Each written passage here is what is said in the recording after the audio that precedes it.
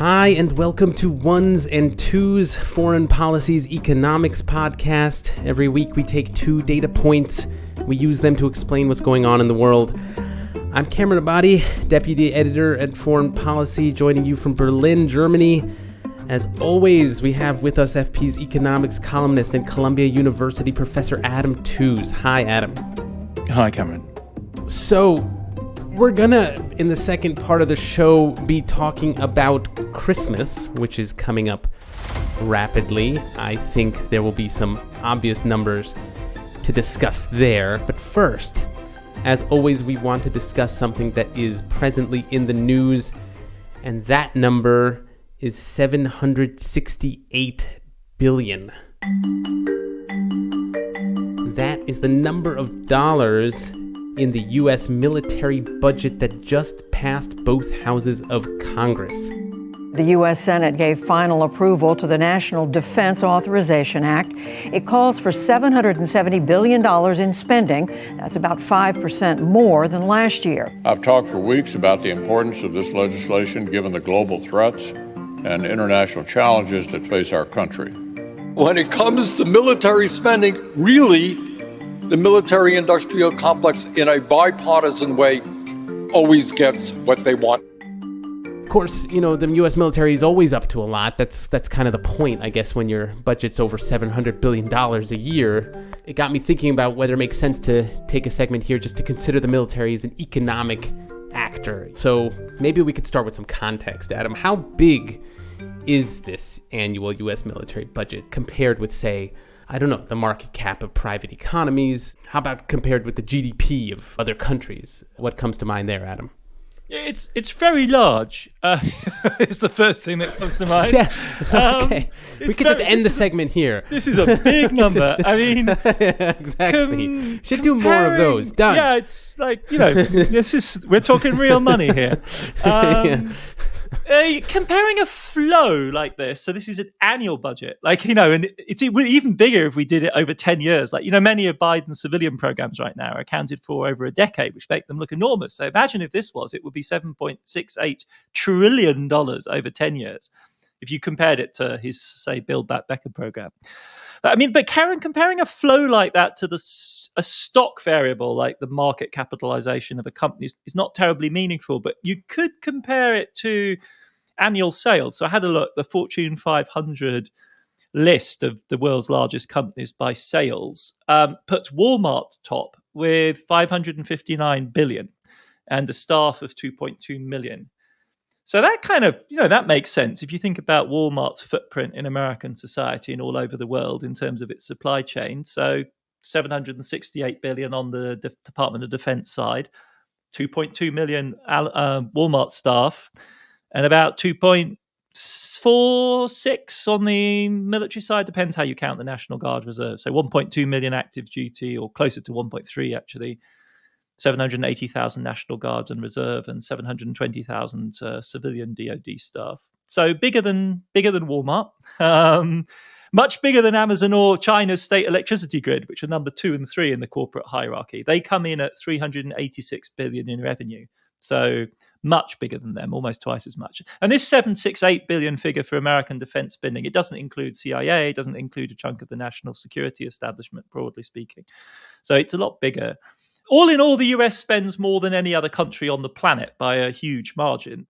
You made that, I think, fascinating comparison with Walmart in terms of the size of the U.S. military. And then that got me thinking about how it seems like pretty much every other public service has been sort of privatized or attempted to be privatized over the last few decades. Are there any attempts to privatize parts of this responsibility? And on the other side of this, have military supply chains, have they stayed more insulated from this whole globalization push than the rest of the economy? Oh, they're absolutely caught up in these trends that you highlight. But the really big business here is not in soldiers of fortune so much as in Walmart or Amazon. It's in logistics. That's where the really large scale privatization has happened. Not at the cutting edge so much as in the backroom work. And the all-volunteer force that America created from the 70s onwards in the aftermath of Vietnam was dependent, on the one hand, on the National Guard reservist formations when they do an all-out mobilization, and on the other hand, from the 1980s onwards, on the privatization of the logistic branch. That's what keeps, as it were, the manpower, and one should say now the woman power, the fighting men and women in the front line, balanced. What they aim to do is to maximize the phrases, the tooth to tail ratio. That's a phrase to savor. The tooth to tail ratio needs to be optimized. Wait. And in 1985, I was going to say, what does that mean? Yeah. The tooth to tail ratio is like the maximum amount of warrior fighting power for the minimum amount of logistics train within the military. Got it. And this started with the Logistics Civil Augmentation Program, launched in 1985, on cue by the Reagan administration. Dick Cheney, on cue, was key to this, connected to, of course, Halliburton, a key supplier. But it wasn't just Republican cronyism here. The big breakthrough for LOGCAP, the Logistics Civil Augmentation Program, came in 1995 with the Clinton administration and the Bosnian intervention. And from then on in, really, over the following decades, contractors like Kellogg Brown or Root, which is a branch of Halliburton, and Fluor and DynCorp became huge suppliers of key services to the US military. So in America's most recent wars, the ratio of private contracting personnel to men and women in uniform is about 1-to-1. So in 2008, CENTCOM, that was responsible for Iraq, Afghanistan, Central Asia, Middle East, had 266,000 contractors working for it, which was roughly equal to the number of military personnel at the same time. So 500,000 altogether, half of them private. And those included 163,000 contractors working in Iraq. And then within this contracting system, it's globalized. So a fraction only of the workforce is, in fact, American. So about 15% of the overall contractor workforce for CENTCOM in 2008 was US citizens. 47% were Iraqi and Afghanistan-based local nationals. And then 100,000 people out of this workforce of 260,000 were third country nationals. So these are like the seamen on modern oil tankers. They come from Bosnia, Macedonia, Turkey, the Philippines, India, Uganda, Kenya, Nepal, Pakistan, Sri Lanka, right? So you have a whole multinational workforce, as you'd expect in the Gulf, which is typical there. And the percentage of those third country nationals was, anywhere between 31 and 42% over the period of the big push in Afghanistan and Iraq. So yes, a hugely multinational back office team supporting the cutting edge of American military power. Wow, those are some pretty stunning numbers, Adam.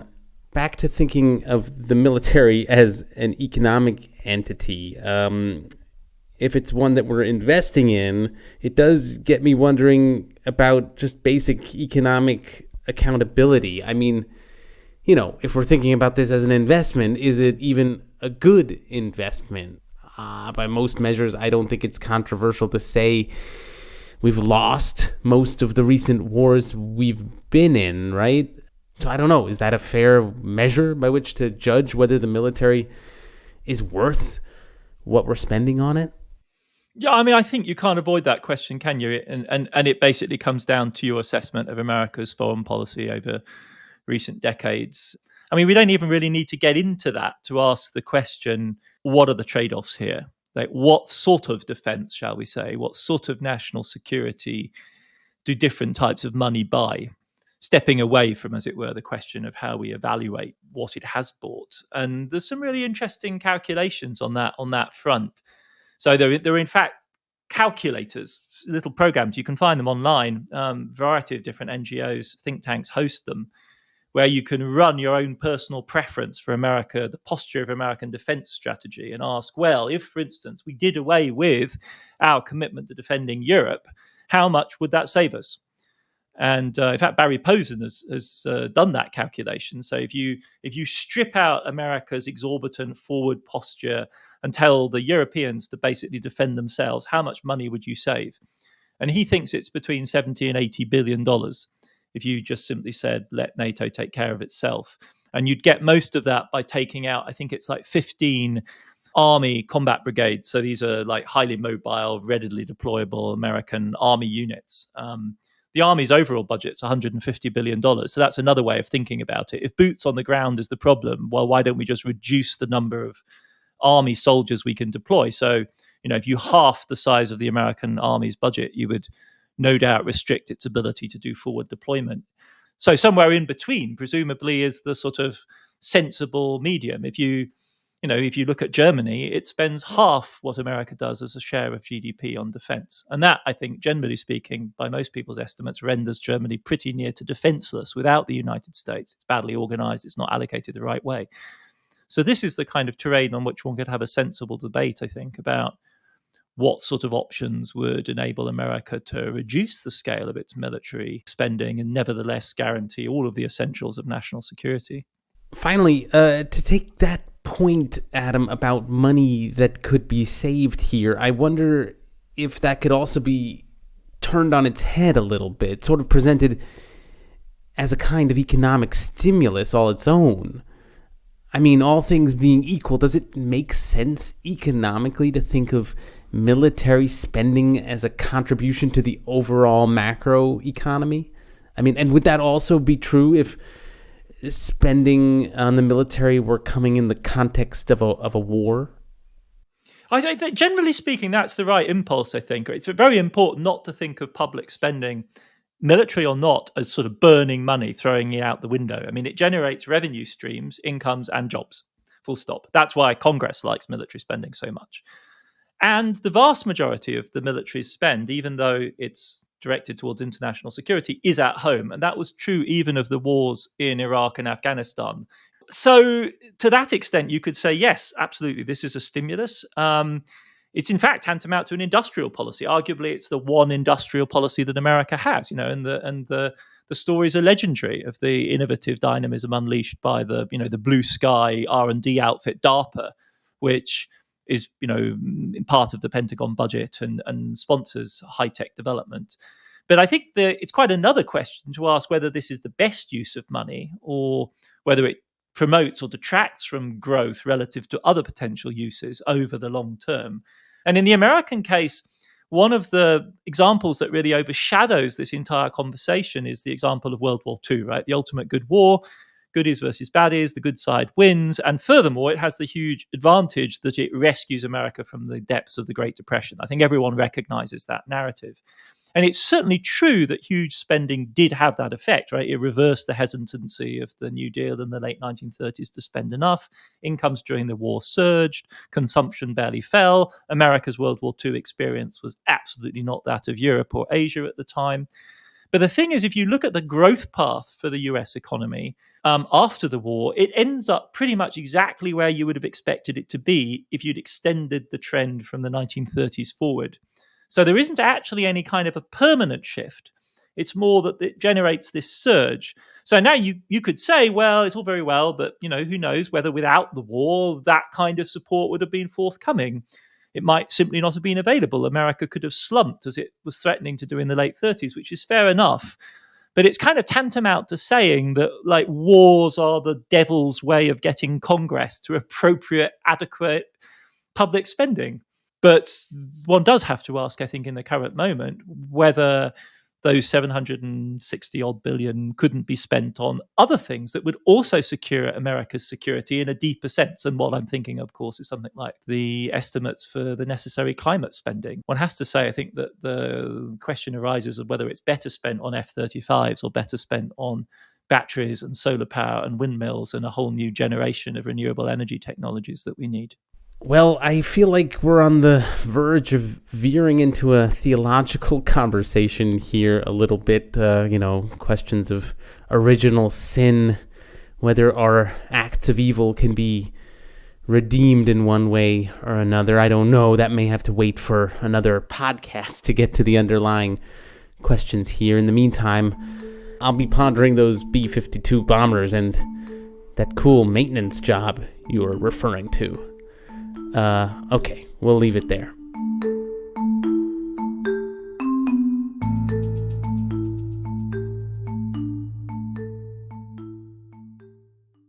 Welcome back. So, I promised a Christmas data point, and here it is. It's $859 billion.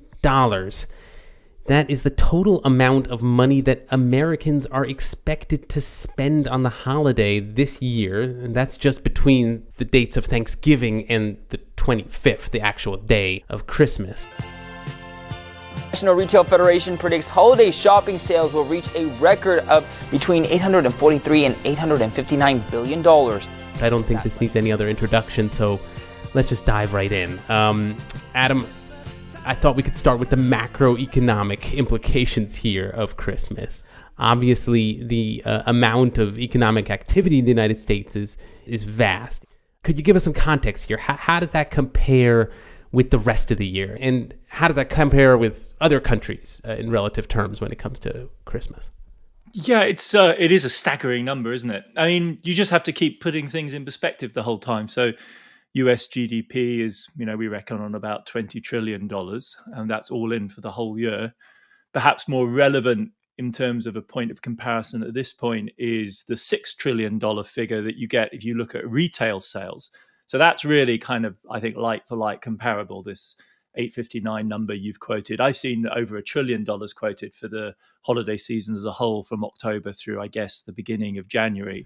If you narrow it down to the precise element that's Christmas as such, the numbers are a little bit more modest. If you poll people, so rather than using the retail industry's figures, you ask people how much they're planning to spend or likely to spend on Christmas, it's like $1,500 per household. So over 130 million households, that's a spend of about 198, $200 billion on Christmas specifically, rather than the sort of general retail rush that overtakes everyone in this period. And of that, about a third is presents. So maybe $500 per household on presents. And then there's clothing and festivities and everything else on top of that. Like you said, travel is a huge part of this. So it's a big slice, especially of the retail pile. I mean, really for retail, this is the critical part of the year. This is where they need to do really good business. And I think that's probably true globally. It frankly gets really foggy when you try and get good numbers for global retail. You're in a world of conjecture, it seems to me. I mean, global GDP is in excess of 80 trillion, but that's, as it were, what comes out at the end, what washes out of the entire economic process. In terms of retail sales, the bit we can count, which presumably is big, substantial businesses rather than mom and pop stores, they figure it's about $25 trillion in global retail sales. So if it was the same as the US and it was like 15 to 20% of that annually across the whole holiday seasons, say from October through maybe Chinese New Year in January, you'd be looking at a volume of $3, $4, $5 trillion at least flowing through this system in a huge surge. It's a massive wave of money spent, however you figure it. Okay, now to shift to some of the maybe more microeconomic implications. I mean, all this aggregate spending breaks down into individual households celebrating and spending, and that got me wondering about how do they all pay for all this spending. I mean, I know plenty of households in America might not have excess savings. So what happens then? Are there specialized Christmas debt markets that you can tap into? Well, certainly a lot of households do go into debt at Christmas. I frankly remember doing it myself earlier in my career when we were more stretched. And it's quite common, I think, to see a surge of credit card borrowing at this moment of the year. That's what the specialized Christmas debt market is. It's credit cards. And it's not by accident that you'll see, in your mailbox right now, a huge surge in credit card offers because they are cashing in on that. They're looking to hook people on high cost credit. The effect is pretty significant because a survey recently found that about 30% of people who took out credit card debt last year for the season haven't paid it back yet. And that's where the cost really begins to build up. But in many societies, this is taken account of by the mechanism of Christmas bonuses or 13th month salaries. This is completely common across Latin America. The Philippines has actually mandated it by law, so it's part of normal employment contracts there. And it's also very typical in Europe. So in Italy and in Spain, it's mandated by law. And in Germany, in any major collective bargaining contract, there's always a 13th month, which is paid out in December to cover Christmas costs. Of course, to a degree, it's artificial, right? Because the employer is bargaining with the worker over the annual payment. But it's significant that it's structured that way because, in a sense, what you're doing is engaging in a kind of savings agreement with your employer to pay you a chunk of money at the moment when you know you're going to need it at the end of the year. So that's a way of taking account of this. America's rather unusual, I think, in not having this as a very common pattern of remuneration. Yeah, that's where we have credit cards instead. In doing research on this topic, Christmas and economics, I came across some pretty widely cited research in the scholarly literature, basically arguing that giving gifts itself is a huge economic waste. So basically, the idea here is it produces what they call dead weight loss. Basically, when people are buying things at higher prices than the people who are getting those presents would have valued them. And that's basically what's always going on when you're guessing what people want. And so then this seems to have led to a consensus among economists, as far as I can tell, that the best gift you can give someone is just cash. Don't even bother wrapping it, just give them people cash. But I guess this just raised a broader question for me in thinking about this. Does this show the limits of what economics can explain at all? I mean, can the other reasons you might give someone a gift, that's what we're always doing, can those reasons be explained in economic terms, or is economics just sort of necessarily impoverished? It just can't really grasp what human beings are up to. Or Adam, you can just correct me if I'm just getting the economic research completely wrong here. Well, it's clearly a kind of one-eyed view of this whole problem, isn't it? But on the other hand, you've got to grant to the economists that they capture a rather important reality about gift giving, right? That we often get it wrong, and collectively we get it wrong on a truly spectacular scale.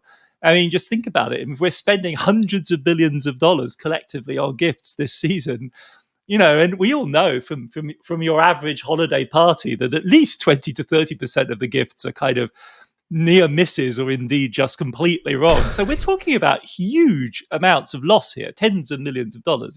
They're not tens of billions of dollars rather. They're not wrong that there's a real risk here.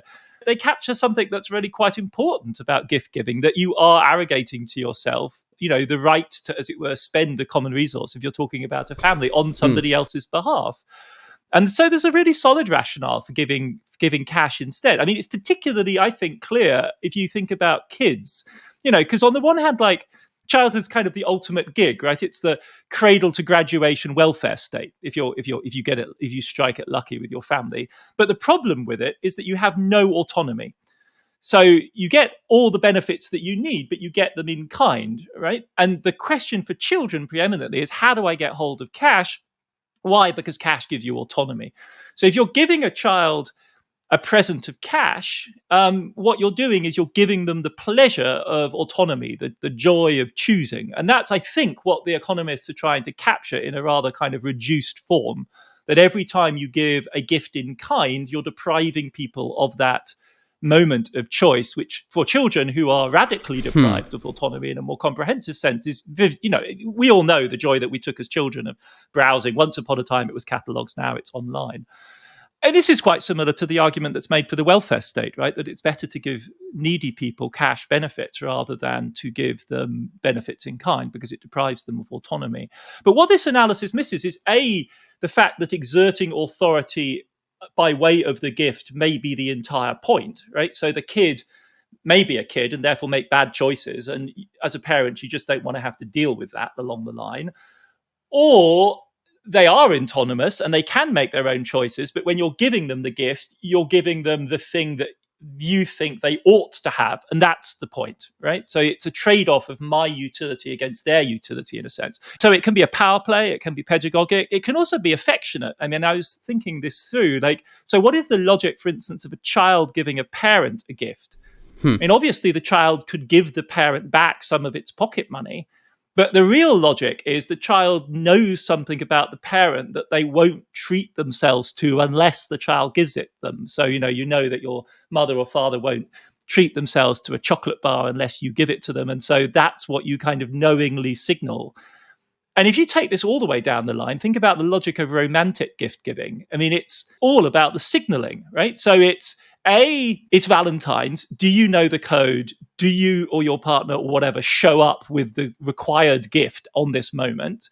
Secondly, it's kind of, can you show up with a gift that's cool or shows taste, right? Pick a good restaurant or treat the wait staff properly, or know how to, show off that you know how to order from a wine list or whatever. And then crucially, and this I think is the really interesting moment, is that what the economists underestimate is the payoff from getting it right? Because in a romantic relationship, if you give the right gift, it's really like winning the lottery ticket, because what you've done is to show to your partner that you have guessed their preferences correctly. So what you're signaling is that you get them, or even better, that, from the kind of confused range of things they know they sort of like, or might like, or like but shouldn't like, you've somehow given them a version of themselves through the gift that they really like the look of, right? So it's either demure, or it's sexy, or it's attractive, or whatever it is, but you somehow have signaled that to them through the gift that you've given them. And that's the big score, right? And everyone is maximally happy, and the economist welfare dials just go off the charts. So you certainly could reframe this in terms of economics, but it wouldn't be the welfare game. It would be what's called an asymmetric information game, in which basically gift givers, if you think about dating, gift givers compete for attention amongst gift recipients by offering gifts which signal what the gift givers think the preferences of the gift recipients are. And the winners are the ones who offer the best bargain in that game, right? And the thing there is that cash, which is optimal from a welfare point of view, totally doesn't work, because you can't show up to a Valentine's date and say, here's $1,000, right? Because that's basically saying, I've no idea what you want. I've no idea what you like. I just want to signal that I want you, and that's kind of the end of it. So it would be really the making of a pretty disastrous relationship. I mean, the one thing that you could imagine this trending towards is prostitution, right? You can't famously buy love with money, but you can buy sex.